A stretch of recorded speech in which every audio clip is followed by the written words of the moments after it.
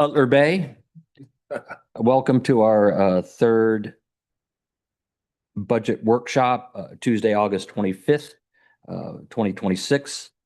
Mr. Clerk, would you call the roll, please? Councilmember Ramirez, Here. Councilmember Lord, Here. Councilmember Duncan, Here. Vice Mayor Callahan. Here. We have a quorum. Thank you. Everybody rise, please join me in the pledge.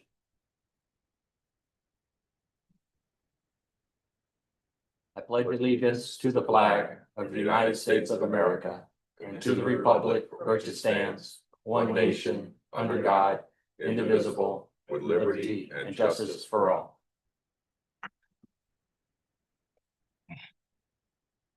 All right, before I turn it over to the town manager, just quick housekeeping. Once again, I'm going to suspend through the chair recognition. If you do have questions, just please feel free to direct them directly to the manager. All right, and with that, I will turn the floor over to Ralph. Thank you, Vice Mayor and members of council. Also for the folks in the audience, we are having some technical difficulties. Two of the TVs that we have in the area there with seating area are not functioning. We do have the TVs behind us here, but we also have the PowerPoint presentation. We just printed out. There's 3 copies in the back that you could follow us as well, because it might be a little bit hard to see all the way here in the front. So I apologize for that, but the TVs will be fixed here by next week. So Vice Mayor, as you mentioned, thank you. This is our third budget workshop. What I'd like to do now at this point is go through a brief PowerPoint presentation, then we'll dive into the budget book. Also, the budget books are also in the back. Hard copies are in the back, but they're also been posted online. And just like we did with the other budget workshops, the presentation, the PowerPoint presentation will be included where it could be downloaded, as well as obviously this meeting's being recorded and it'll be rebroadcast as well. So with that, we'll go ahead and get started. So thank you, Dan. So as I mentioned, this is our third budget workshop, August 25th. Little recap, our first budget workshop was held on June 17th. We actually had over 243 views, the folks that clicked on after the meeting. Our second budget workshop, where we introduced the general fund, was held on July 30th, and we actually had 52 views. And then tonight, we have our third budget workshop, and hopefully we'll exceed the other views. We're going to try our best here. So the hearings were set by town resolution. First hearing, state mandated hearing will be on Tuesday, September the 8th.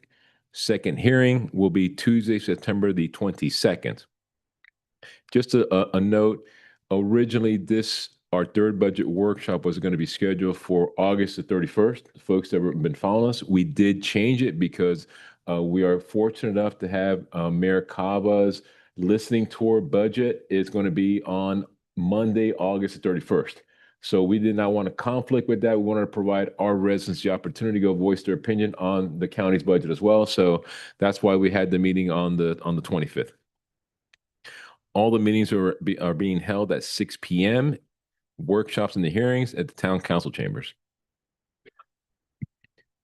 Mentioned before, we have over 8,000 e-subscribers.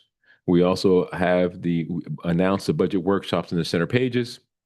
Our town website, we also have 2 electronic message boards, Curran Boulevard and Marlin Road, and soon to be unveiled will be on Frangio Road as well. So I know that that's something we're really excited about if you drive by there. We also had some open mics as well. So I was able to go to East Ridge and present to that community on June 25th. We highlighted a lot of topics that we're talking about: the budget challenges, the potential impacts for the state mandate, property taxes. Not only that, we also then went to Mercedes-Benz. Mercedes-Benz, was kind enough to host us there. They have over 200 employees there. A lot of the folks live in Cutler Bay. And then I went to Cutler Bay Senior High School, when all teachers reported, and then we had a great presentation there as well, kind of recapping some of the things we were highlighting with the budget and the property taxes. And surprisingly there too, a lot of the folks that are teachers that work there live in Cutler Bay as well. So there was a great exchange in all 3 of those. So we're trying to make the rounds. As I mentioned before, the transparency portal, we have that on our webpage. Folks can click on and they can see our different expenses and actually you look at all the different expenditures that we do throughout the month. We also provide 4 times a year the quarterly report by a finance director, Robert Daddario, who's also online here, and provides a snapshot of where we are in the fiscal year's budget. So that way there's no surprises. We cover that 4 times per year. And again, you can watch our latest report there and on the screen. You can watch our presentation there before the town council during a regular council meeting. Briefly, because some of these slides you're going to be very familiar with, I'll be remiss if we don't talk about our awards that we received, particularly when it comes to the Government Finance Officer Association. We have 18 consecutive years running. We also have the Budget Presentation Award. We have 7 consecutive years running as well for the Budget Award. Our millage rate. We still continue to maintain the 9th lowest in Miami-Dade County, which is great. And this is something when I did some of my open mics, it was kind of interesting to highlight the folks that say, oh, wow, I didn't know that we were that low. So I think it's a very interesting graphic because when I started my journey, I said, you know, kind of like close your eyes, you look at the Pinecrest, Palmetto Bay, Miami Lakes, Bal Harbor, Aventura, Doral, Stony Isles, you know, those are really, when you look at those zip codes, right? There's a different housing market there, but we're right there with those folks there, and we're very proud of that. Taxable value, we know that our taxable values have increased 6% during the July 1st estimate. Our fund balance, or what we call fund balance reserves savings account, we have audited 27.7 million, but we know that number is going to go down a little bit because we have some remediation projects that we are dealing with, and we're going to talk about that in a little bit. So how do we get to this point? We have the resolution 2643 in which we approved the ceiling rate. The ceiling rate is 2.9143, which is per $1,000 assessed property value.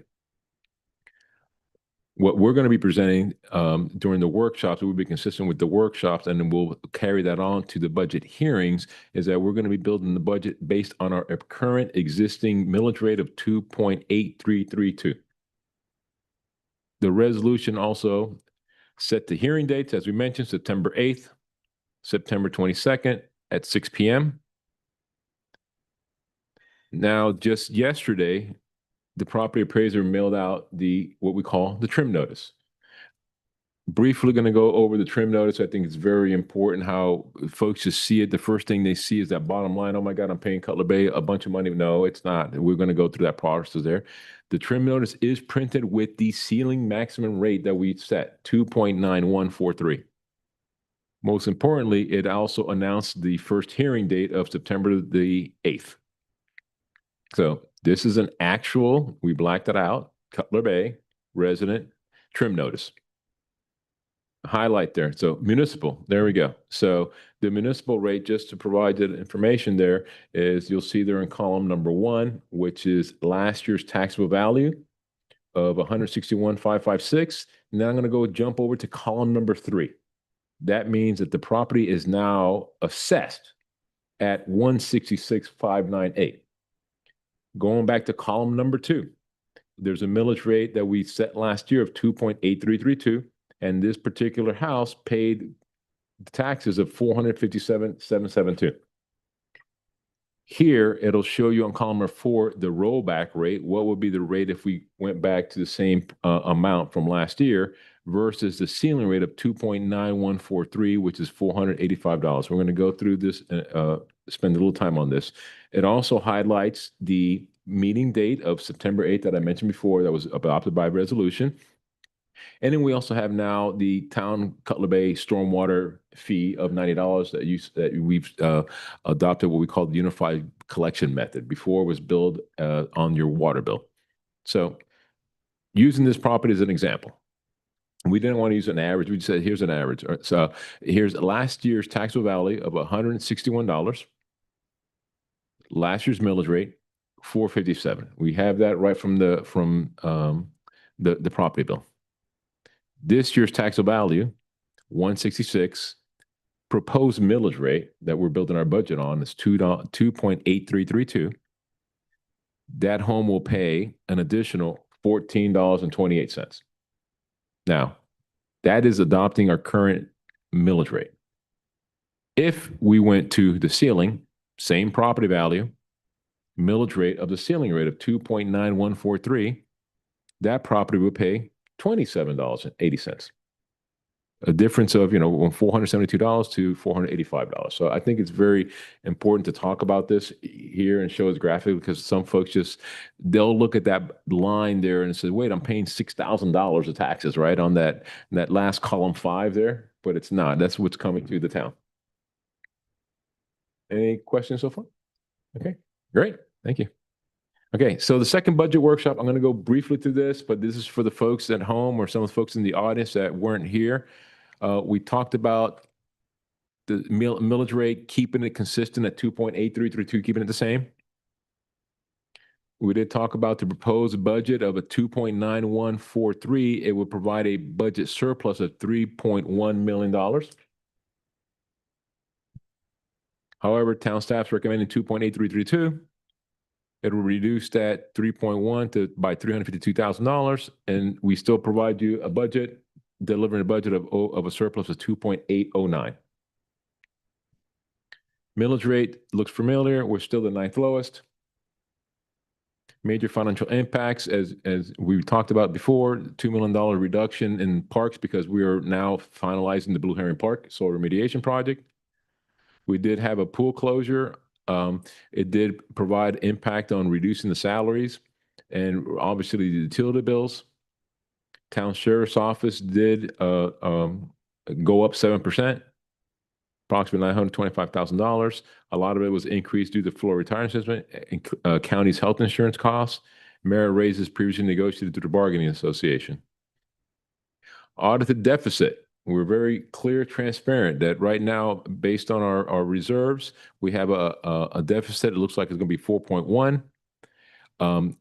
But because of the due diligence that we did with savings, we will have a deficit of $988,000. If it wasn't for the $988,000, we would have had a surplus of $3.2 million because of soil remediation. But we knew about that when we talked about the soil remediation in Legacy Park and Blue Heron Park. I'm going to briefly go through this. This is something that we know that it's Save Our Homes, excessive property tax, impact on tax reform. This is going to, if it passes, it'll increase the property homestead exemption up to $150,000. We have over 10,000 properties, 10,294 properties. It'll have a fiscal impact of a reduction of $2.8 million. And this is right from the Florida Revenue Estimating Conference report. Also, in 2028, if it's adopted, it will increase the property homestead exemption of $250,000. Same amount of properties. The reduction will be over $5 million. The source, same source that we had before, the Florida Revenue Estimating Conference. But we also have a House Bill 1329 that is in effect. Its current law is going to take effect on January 2027. Requires the budget to be posted on municipal websites. Requires quarterly employee compensation and annual budget calendars. Requires an annual budget cutting exercise, which results will be posted online of a 10% reduction. And I want to highlight that because 10% of our general fund budget is approximately $30 million. So 10% is about $3 million. The impact from the property tax 2.8, so we're like right there. Updates on how long the budget information must remain posted on the town, the website. Requires counties to provide at least 5 days notice before budget amendment hearings. We do that already. So a lot of these things we do already. So not too bad. Now, the budget key initiatives, what we're doing here is anticipating the following significant initiatives. Some of them have been discussed during our past fiscal year. General Fund, Parks and Recreation Department, Public Works Department. Current projection, again, this is July of 2026, 4.5, but we know that number's literally going to be reduced. Pending revenues, we have various grants, land sale, Coastal Ridge Preserve, voluntary cleanup tax credits that we have approved, that we're going to be providing sell, that we sold those already. And in fact, just literally a couple minutes ago, we were just waiting for a wire of approximately almost $450,000 from Publix that the FDEP just approved. So that should be hitting our books here, hopefully by when we update this for the first budget hearing. But we also know we have some unrestricted fund balances that we committed for Legacy Park and Blue Heron Park. We're going to just kind of go to those in detail. Veterans Park. We literally any day now we should be receiving a wire from our friends from Florida Community Trust. They already approved the transaction. There was a couple items that we were able to address with them since our last presentation. Coastal Ridge Reserve, approximately $1.8 million there. That one there, we're going through the final stages of negotiating the contract before we bring it formally to the town council. Of the carve out of what we call the 2 acres there. There's some items and conditions that we want to make sure that are clear in the agreement. So right there, we know there's going to be some pending of $3.3 million. Expenses of the soil remediation arsenic. Legacy Park, Blue Heron Park. We know from town resolution, we committed $12.8 million. Funding source, $6.5 million from ARPA. And then town's unrestricted fund balance of $6.3 million. Total, the $12.8 million. And now we know that some of these, when we start receiving the voluntary cleanup tax credits, we know that that's going to go back into our fund balance. So that number there of 6.3 will further reduce. We did already expend the $6.5 million ARPA funding already. Voluntary cleanup tax credits. Since 2021 for Legacy Park. All the way to 2025, eligible amounts, the eligible amounts there you see there, they'll provide you 50% the total tax credits that calendar year, and those are the ones that we sell at 90 cents on a dollar. But what I also like is that the eligible amounts there, like you'll see here in 2025, the max of $1 million, we maxed last year. Obviously, we spent $12 million. But the max you ask for is $1 million. We are now able to recoup. Once you get that approved, we know we're going to have $1 million, actually 90% of $1 million. But that goes back to further reducing our fund balance as well as part of the brownfield. But not only that, you've had presentations here from our environmental attorney, Michael Goldstein and Brett Brumman, that also there's an extra 25% bonus at the end to close out. So that's another chunk that will be replenishing our fund balance. So total right now, 1.5. We know we're going to be receiving the 763. A lot of that we've already received, except the $500,000 now, which again, 90% of that. Blue Heron Park. We know the expense was $3.3 million. The consultants, so management oversight. So we know it's going to be a $3.6 million project. Funding through unrestricted reserve. So we know that was going to be funded through unrestricted reserve, but just like we did with Legacy Park, we were able to receive approval of over $802,000 for reimbursement. $401,000 is there. That's going to be some future agenda item. That one there, we're actually even trying to get a better deal. Right now, we currently have a deal for Legacy Park, an agreement with Publix for 90 cents on a dollar. On this one here, we actually went to the open market and we're negotiating with different brokers, and we might be able to, knock on wood, hopefully, up to potentially 93 cents on a dollar. So another 3% increase there. So that's something that we're very proud of, and we're going to bring that deal back to the council here either September or October. But this has already been approved by FDEP. And there's the actual certificate there that we actually received. Any questions so far? Yes, Councilmember. Thank you, Ralph. One quick question, I guess, for clarification. On the budget cutting exercise that is now statutorily required in 2027, is that including let's say the Amendment 3 passes, and then we have to further, look into the 150,000 homestead and the 250 in 2028. The 10% exercise reduction, is that including that in that, or do we need to have it in addition to? So instead of looking at 2.8, we're looking at 5.8. My response would be, it'll be at the current general fund budget, which is approximately $30 million, and it'll be that exercise for that particular year. Okay. Again, we could further investigate, but I mean, no, that's going to be a challenge for, looking at the law with our town attorneys. Absolutely. Just to confirm, we'll look into it, but my understanding is that that is a general exercise that is to be done in future fiscal years. So every year, 10% cost cutting exercise Whatever's doesn't in our- mandate it, but Whatever's in our general right. balance. Okay. Okay. And then the only other question I had, which is a follow-up on Blue Heron. I know that we had, at one point in time in previous meetings, we had discussed that we were exploring avenues with the prior owner before it was transferred to the town, as far as trying to find ways to mitigate some of that loss. I don't know if you have an update on that. Yes. There will be some litigation complaint that's going to be filed with the previous owners. So that's something that's going to go through the legal aspect as we speak. And we're meeting almost like on a weekly basis. I know we're coordinating with our town attorney's office, particularly the litigation department.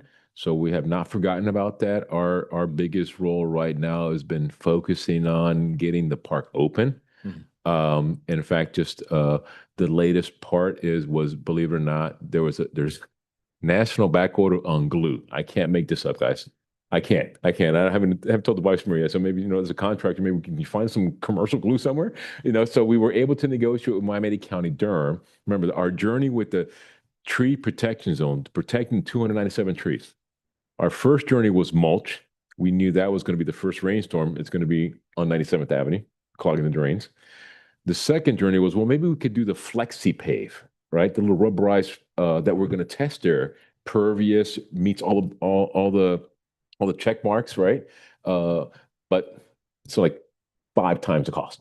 So then we were able to then go back to Miami-Dade County, Durham, and have them approve the little orange mesh fence with rock. There's a technical name for the rock, right? With the glue that makes it at least, kind of pervious. So those 3 options took about like almost 4 months to get that approved. And we finally got that approved. So now the latest I think I got from the project team and our parks director was that they were able to find the supplier. They're getting all the product approval through our engineers. And hopefully here, we should be able to be geared up within the next 2 weeks. We feel confident that once they finish that, it's only going to take maybe 3 more weeks. If you go by there's been already putting the pads in for the brand new pavilions. The flexi pave has already been delivered. They that's where they manufacture it there and put it down. So once we get that approval from the glue, then it's at least a 2 to 3 week process. And I'm hoping to cut that ribbon, sometime before, sometime as early as October, or mid-September. But yes, going back to your question, I know it's a long-winded answer, but yes, we have not forgotten about the litigation part that got us to this point. And we're dealing with that through the town attorney's office. Okay, perfect. Thank you.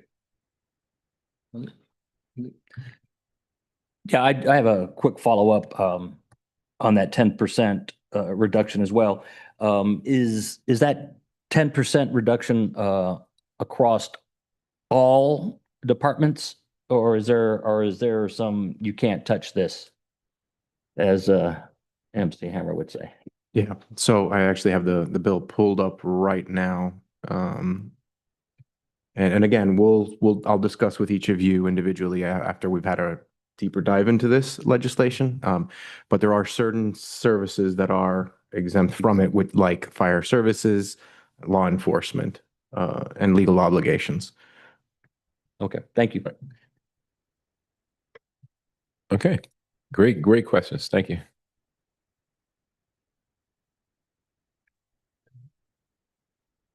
Let's see.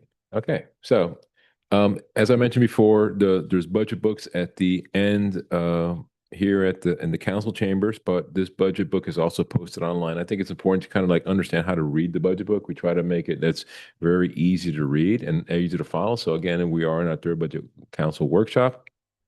We do have what we call the executive summary.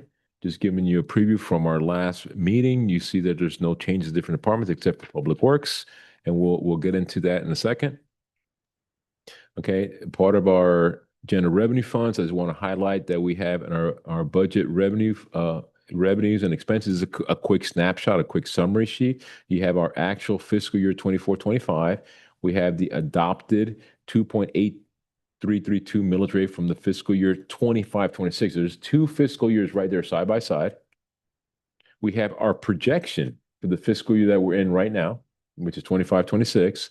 And then we have our proposed expenditures using the ceiling millage rate, although we're going to be building the budget the 2.8332, but again, that's a ceiling rate for that. So right there you have going back from, you have 26-27, 25-26, and 24-25. You have the budget years right there, kind of a quick snapshot. I would put more years, but the numbers get even smaller at that point. And then we have any type of council changes. We have the proposed budget, again, using the 2.9143. But then we also have, we summarize the net changes from the last adopted budget to the current budget.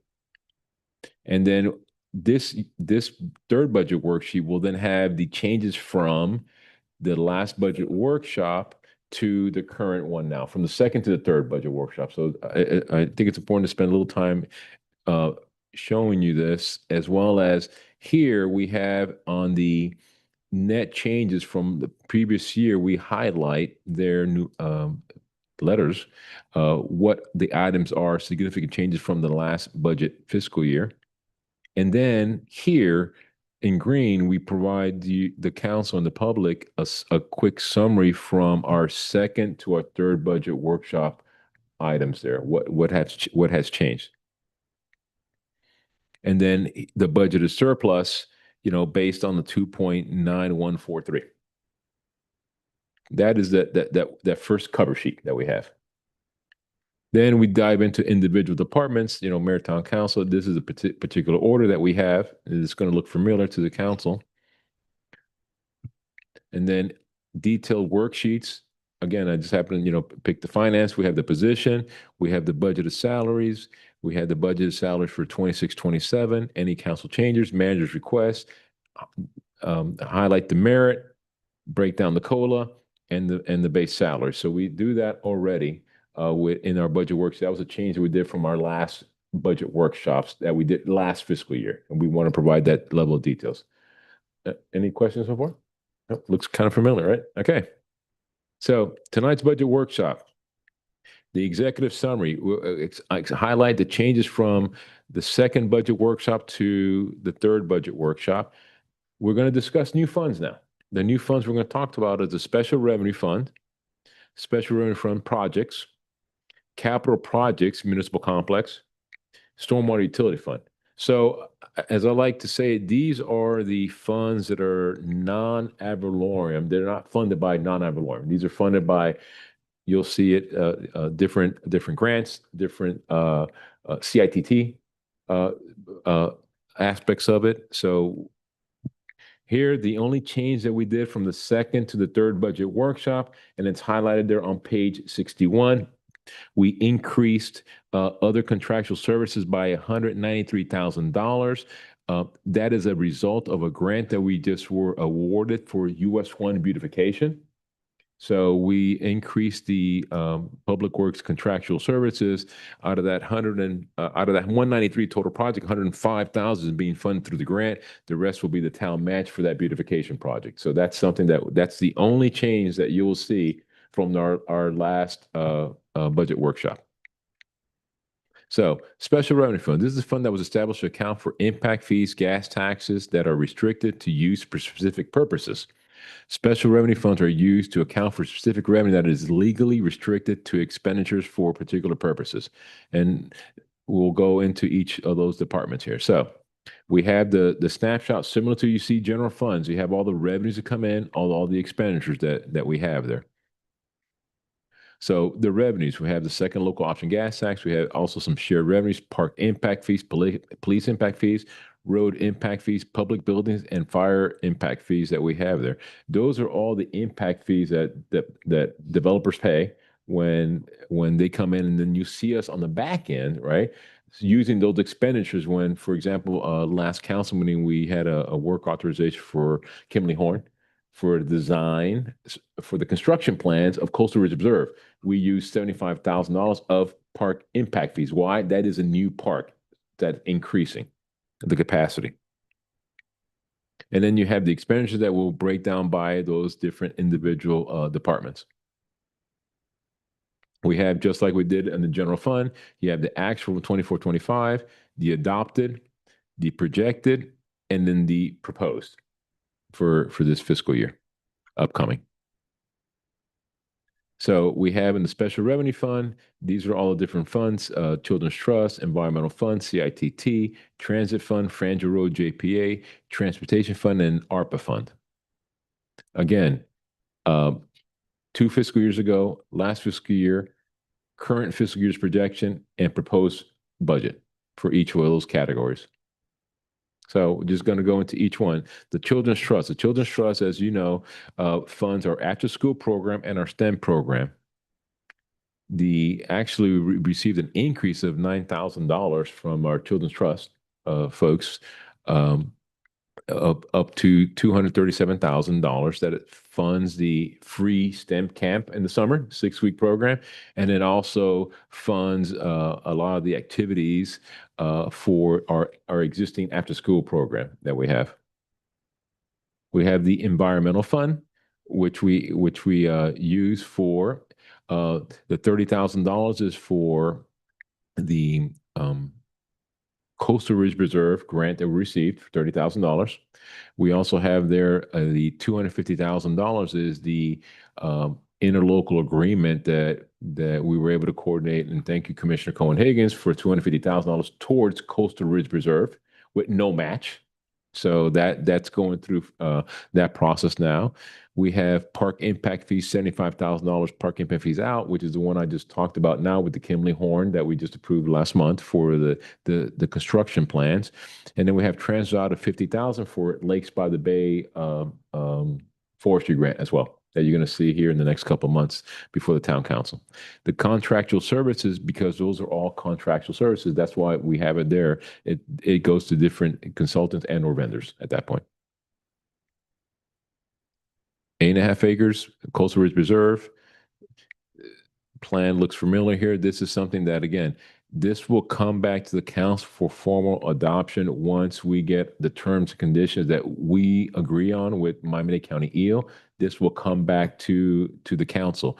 The mustard area there is the area that's approximately 2 acres that we are in negotiations with Miami-Dade County EO. That was the whole reason why we went from the B list to the A list. This area here is an area that the county will need for their flowway. But again, they need it. We want to make sure that the deal is there. I want to go on the record. There, under no circumstance will we agree that the county go through what's theoretical called 77th Avenue by Miami-Dade County's sewer pump station there. And many of you have gone out there with that sweat equity that you've seen, Louisville, Cutler Bay, Water Veronas, and others planting there. We want to make sure that area is not disturbed. You know, there have to be some type of directional boring, I guess, underground. It's kind of like what South Florida Water Management did on 87th Avenue, right?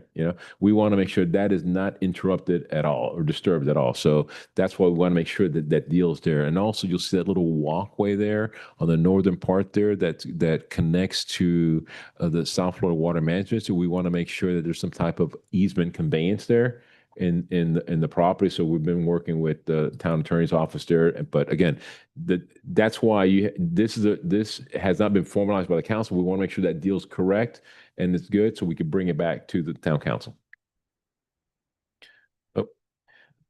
In fact, just to give you an idea, this is the property here, the southern part there where you see this, again, sorry for my handwriting there, but we know that these areas here that are highlighted in yellow have high arsenic levels that exceed it, right? The arsenic word again. But we knew purchasing that property there was going to be some hot spots there. So as you see there, the area is kind of sliced diagonally there by nine sections there. So you have section 1, which is the southern part there. We know that has the highest concentration of arsenic. So we know that there we have to literally scrape down from 0 to 2.7. 2.7 is the water table.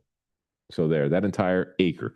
But then section 2, 3, and 4, we only have to scrape off 6 inches, and you'll see there it only doesn't go all the way to Oak Color Road because that's literally the ridge. So that's where that becomes all rock at that point. So we just submitted the report to Miami-Dade County, Durham. We just received literally on Friday some responses that we're addressing.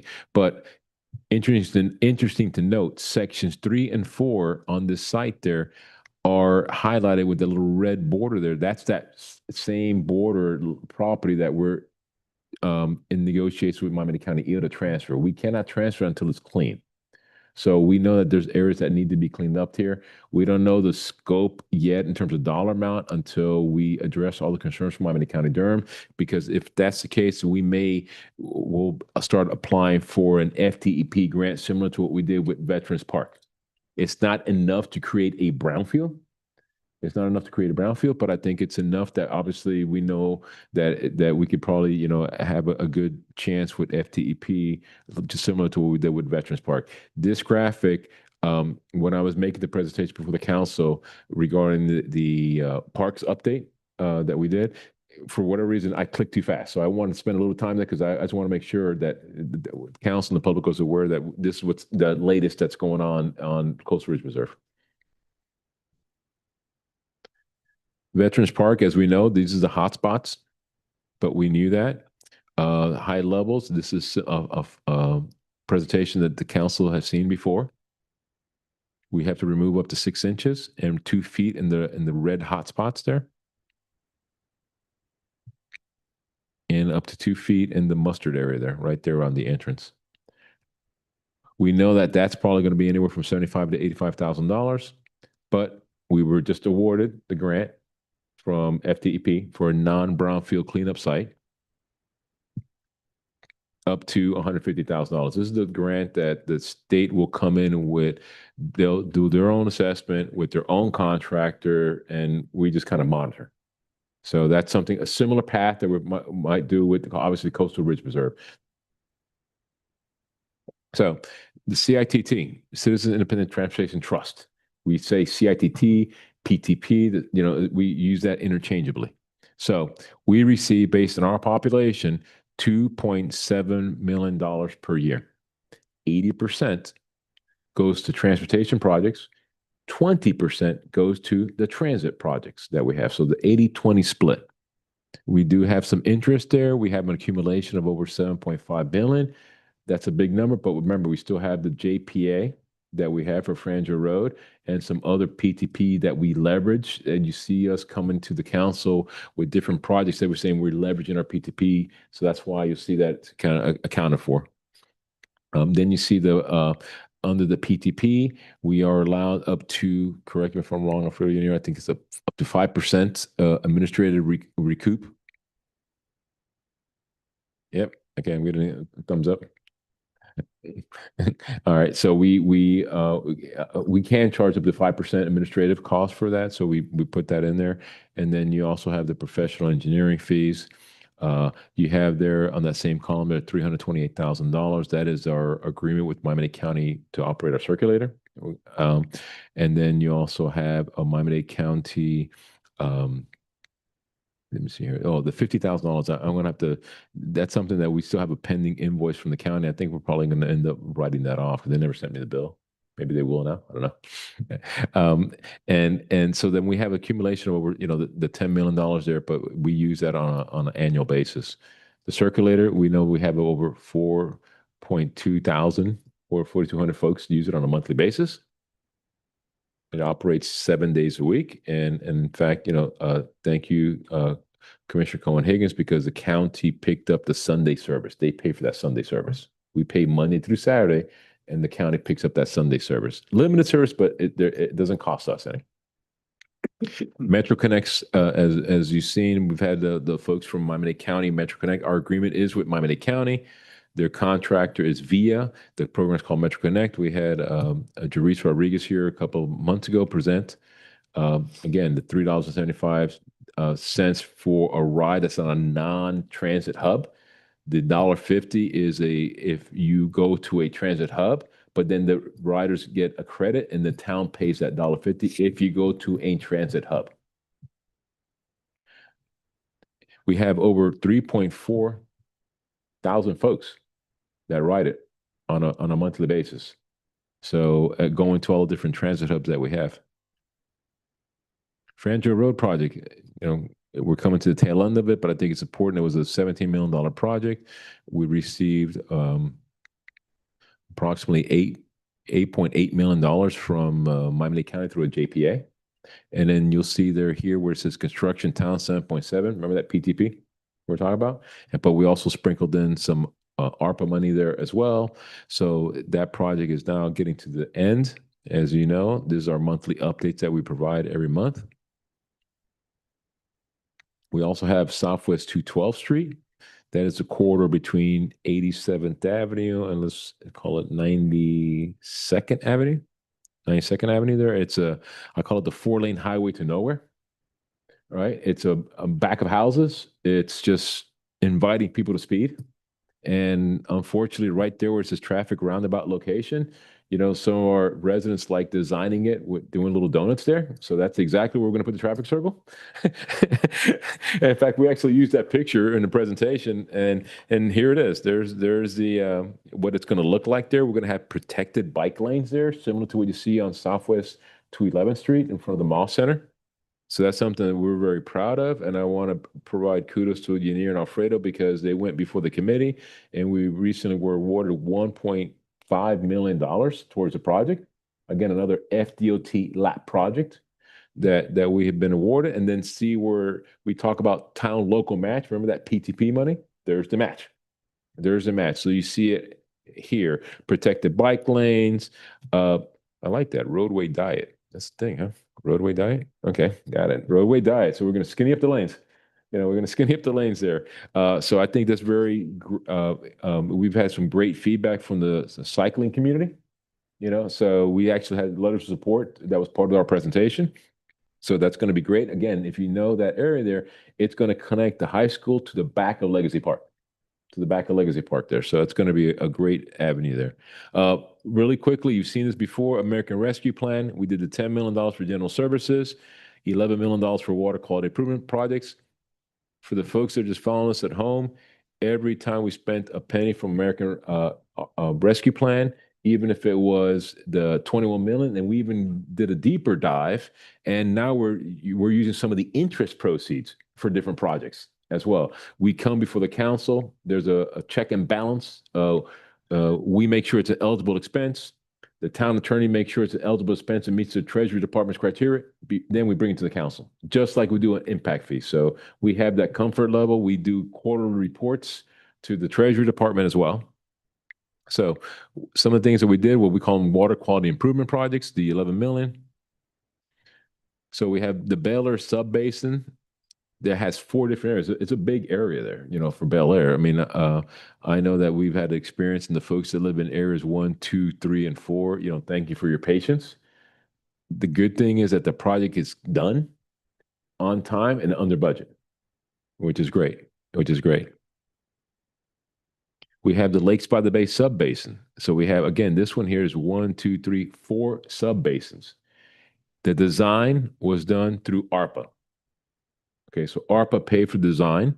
With that design, we have what we call shovel-ready projects.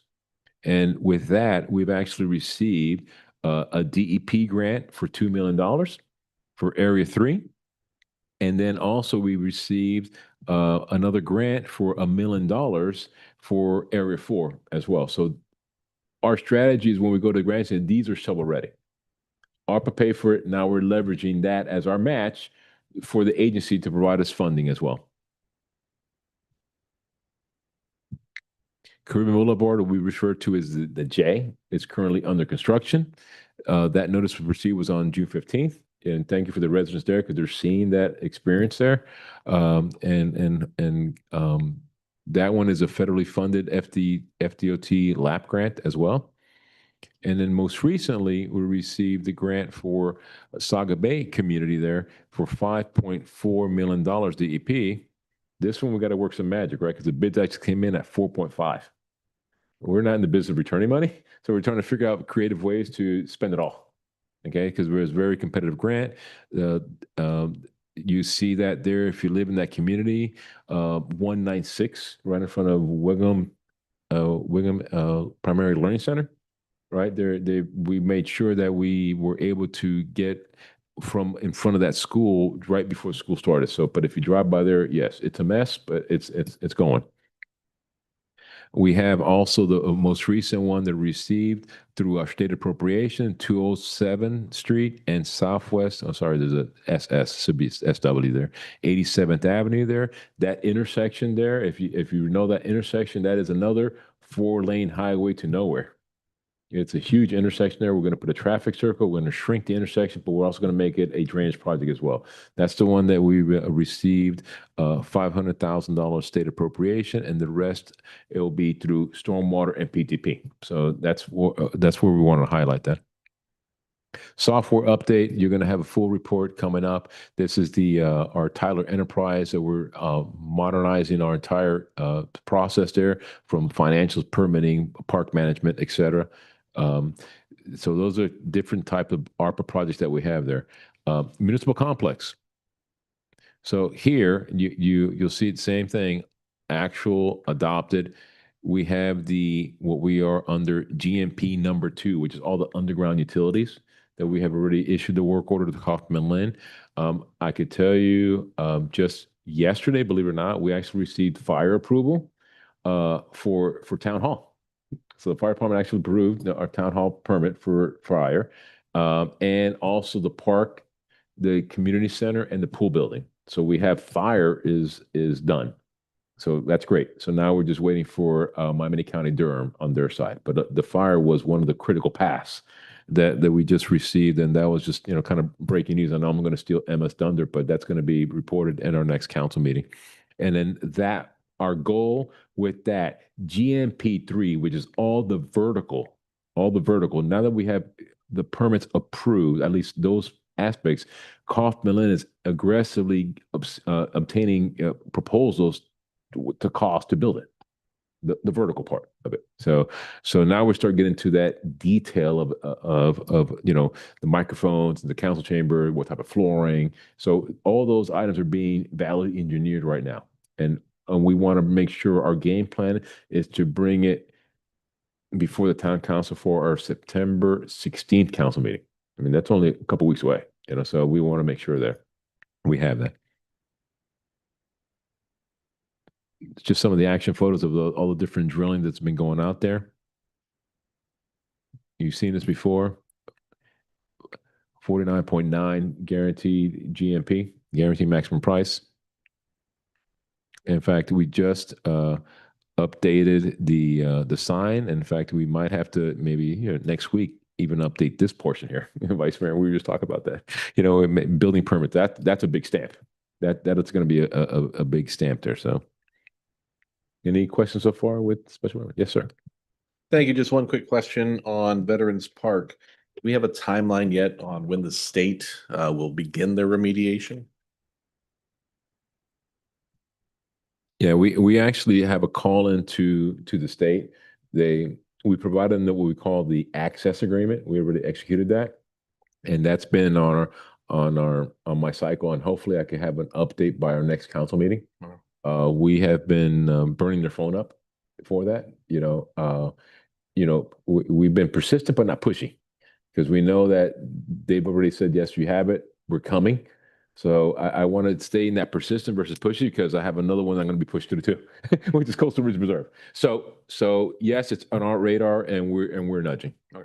But we have, also we're able through a collaboration with our community development department, planning zoning director Julian, and also Rooms to Go, as well as Flanagan's. We were able to do some remediation on some of the trees that they could not plant, and we planted those along the edges there of Veterans Park.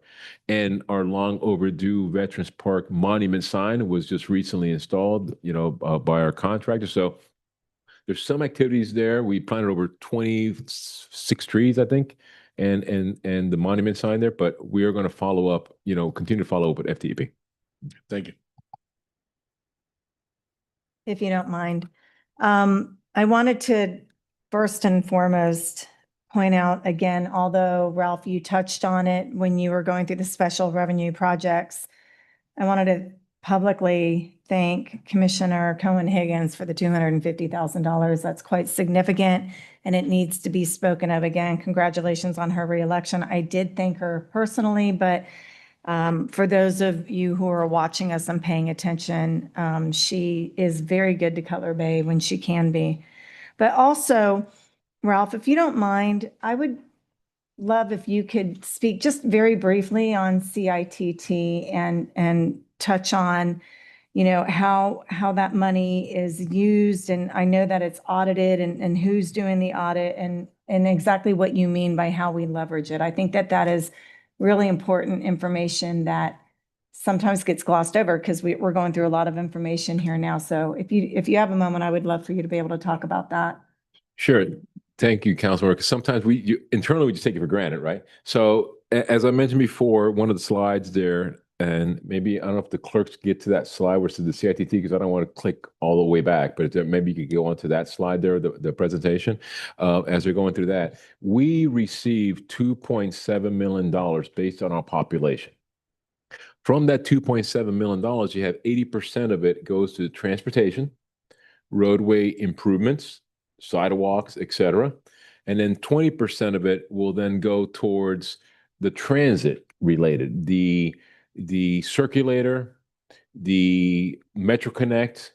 When you see these nice, I call them our iconic bus shelters, if there's such a thing, right? With the coral rocks, and you see that is part of and the bus pullout bays and our projects, we have that. So you see that evident in Frangel Road right now. So what we do is that, thank you, clerks. There you see it here on the graphics. There's the 2.7 right there, the $2.7 million. So 80% to transportation and then 20% to transit. So what we try to do is, instead of just going into a neighborhood and say, we're going to go into a neighborhood and just do a resurfacing project and sidewalks, we try to maximize that. We try to leverage that PTP with a drainage project, use that as our match. So when we go and apply for FDEP, and I know the council, all you've been up there, when we go up there and we ask for funding, right? And we say, hey, not only we're coming for some funding, but we're matching it, so that way we get on top of the list, sometimes in excess of 50%. So that's that match, right? So there might be some projects there. Frangel Road's a perfect example where you have, I'm going to go through the alphabet soup here, right? You're going to have a JPA, Joint Participation Agreement. You're going to have PTP money, which is CITT money. You're going to have ARPA money, and then sprinkle in stormwater fund. So all those different components, we try to bundle them all together because there are roadway projects there. This is a ARPA eligible expense. We have the JPA, but we also have stormwater elements that are there. So Alfredo Engineer, they do a great job with our consultants kind of separating all that. So that way, Robert will make sure on the tail end that we account for it in different buckets. So there's a project there that might have 4 different buckets. But one thing we want to highlight there, none of the buckets include ad valorem taxes. That is something that we have, we take great pride in. I don't want to say we mastered it, but we take great pride. So sometimes you'll get other agencies saying, how do you do it? Well, you have to have the funding there. So you have to have that bucket ready to go. You have to have those projects. Like, for example, we may have, and I always tell people all the time, we call it internally, projects in the bullpen. Some people call it shelf. I call it shovel ready. So we do have a couple of projects that ARPA designed. Didn't cost us, again, a grant, that we use that design fund as our match when we go after FDEP or any type of other FDOT project. So we try to maximize that versus just going to a neighborhood and say, we're just going to resurface. We're going to go in there, we do a a project like the Bel Air projects and the Lakes by the Bay project you see there, not only we're going to go in there and do a drainage project, but we're then going to fix any and replace any damaged sidewalks and all the ADA ramps that we have to put in there, all the striping, everything at the same time. So when we leave that neighborhood, we leave the neighborhood there. So I hope that explains a little bit. It did. Thank you. Give away some of our trade secrets, but Thank you for that. But also, I asked the question largely so we reinforce the fact that it is non-ad valorem dollars that we're using for these projects. Like you said, it's a bunch of different buckets, but that's very important for the residents to hear. So thank you for that. okay. All right. Go.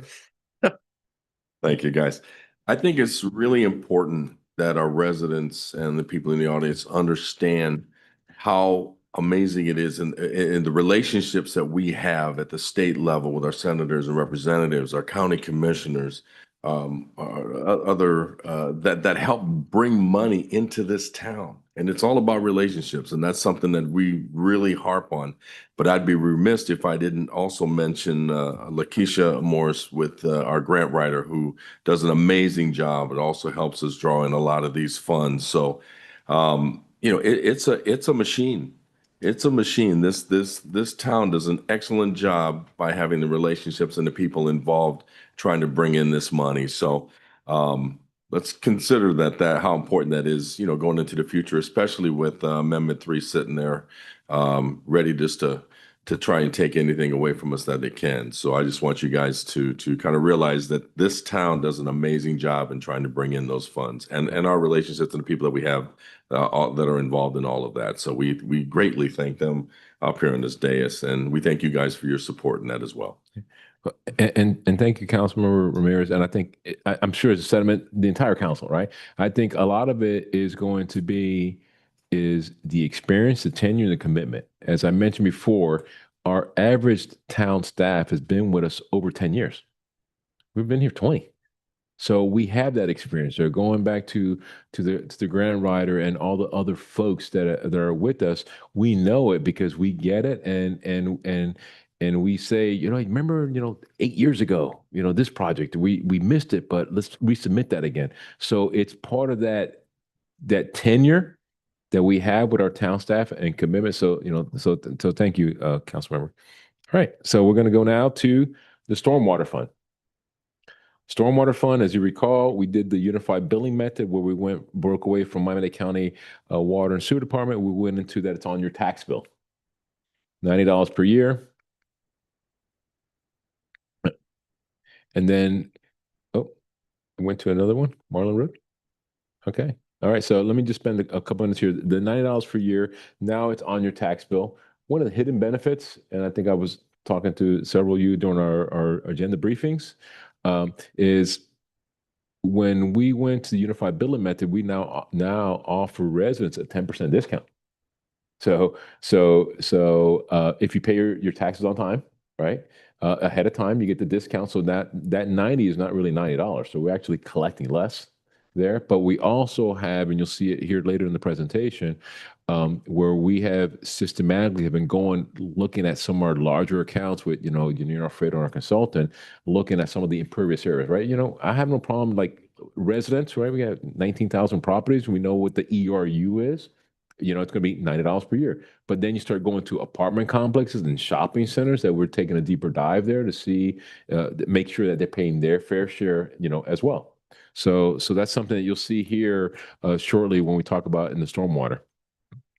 Let me talk about Marlin Road for a second, because I think Marlin Road's an important aspect of it, where we have just completed, literally as of a week and a half ago, right? We just received 100% permitted approval. We're just now pending DOT, but the hardest part is Miami-Dade County, right? It's their road. So there, just another quick fun fact, we secured over 2 grants, $520,000 for state appropriation. And that was through Senator Calatayud and our Senator Representative Omar Blanco. And then also we did a FDOT competitive TAP grant, Transportation Alternative Grant. So the design of $1 million was funded by the grants. Now, the construction phase, we received some federal appropriation. We did receive through Congressman Salazar, $4.4 million. We received another $1 million from FDOT LAP grant. We did also, as informed the council, I think it was last month, we received a $4.1 million incentive grant. There's that match again.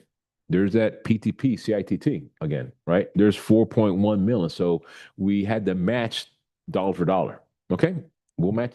You have to have it in the bucket to match it, right? So we always keep that in the reserve because there's something that here we go. So now we have raised over $13 million. The opinion of probable cause for Marlin Road is $24 million. The town secured $13 million. So something that we've been working with Commissioner Cohen-Higgins and the Public Works Director for the county and their staff is that we're looking for the next JPA. What? 10.4. What a deal. What a deal. We raised 13, we just need 10. Right. So we're going through that process and believe it or not, it's been very, very positive. As you know, we did what's called the cost benefit analysis on that project, rolled into that $1 million phase there. The study came back at a benefit ratio of 2.06. Anything above a 2 meets federal criteria that it's a great project. So that's been our selling point, number one. Number two, we're bringing $13 million to the table.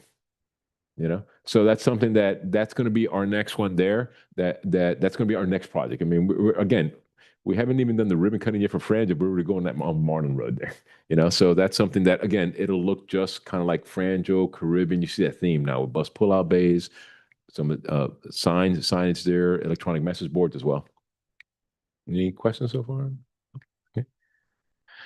All right. So again, that is the presentation that we have in terms of just a little quick recap. A lot of the items that you saw there's no changes from the first budget workshop to the second budget workshop except Public Works. We went through the detail of all different special revenue funds. So we've highlighted everything in the presentation. So if there's any general questions that we have, again, we just went through the entire, the special revenue fund we just highlighted there in that presentation there. If I may, in our July 15th council meeting, we had our external auditor, Andrew Fearman, present to us, and he mentioned that Cutler Bay was going to be in the black because the stormwater fees had gone to the different billing process. Is that correct? I wanted to point that out if it was. Yes. This is going to be the first year that, if you recall, the year before, Andrew was very clear that we had a deficit. And it's one of those like deficit, and I say it in a good way. Why? Because we use our stormwater so much to match grants. That's why we're in that deficit. But then finalizing those projects, going to the unified billing method, even though you're taking a 10% discount there, but that part, a lot of folks will pay, right? Versus their water bill, they pay the tax bill. Number one. Number two, our aggressiveness going after some of the large accounts and finding some folks that are some of the commercial accounts that weren't paying their fair share, and we went back and then audited those. So this last fiscal year was the one that Andrew presented during that meeting, Councilmember Lord that you're mentioning, that we are now in the positive side on stormwater. That's great. Thank you. Not as much as we would want, but we're building it up. But as fast as we build it up, we're leveraging for another grant. Okay. Any other questions? Oh, all right. Well, with that being said, I'll officially adjourn the meeting. Okay, great. Thank you.